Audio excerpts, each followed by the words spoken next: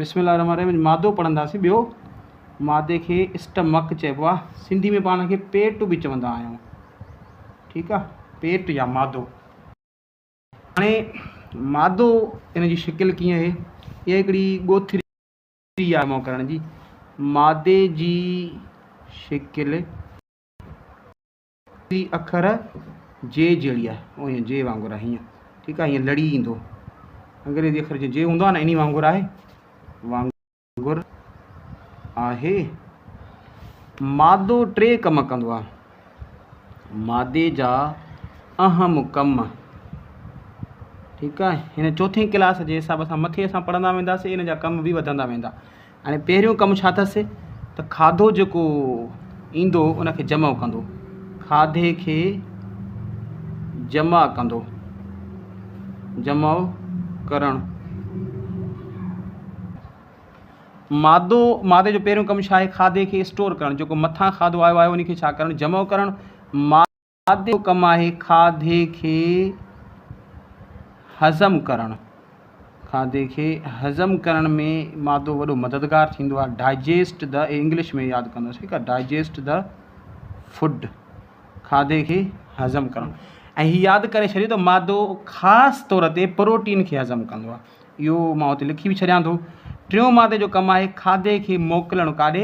खाधे खे नंढे आंडे ॾे मोकिलणु। खाधे खे नंढे आंडे ॾे मोकिलणु। नंढे आंडे ॾे मोकिलणु। हीअ टे कम थी विया। छा कंदो? ट्रांसफर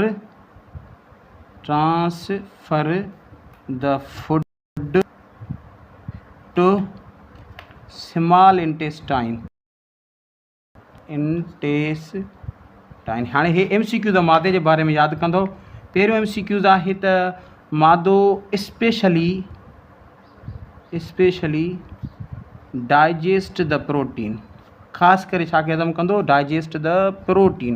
मादे जी इहा ख़ासियत आहे त प्रोटीन खे, छो त ट्रिप्सिन आहे, पेप्सिन आहे, जेके एंज़ाइम आहिनि प्रोटीन खे हज़म करण वारा हिन में मौजूदु आहिनि। ठीकु आहे। ऐं ॿियो जेको आहे मादो HCl तेज़ाब कढंदो आहे। सीक्रेट्स द गैस्ट्रिक जूस इहो कढंदो आहे। ऐं गैस्ट्रिक जूस में HCl हूंदो आहे।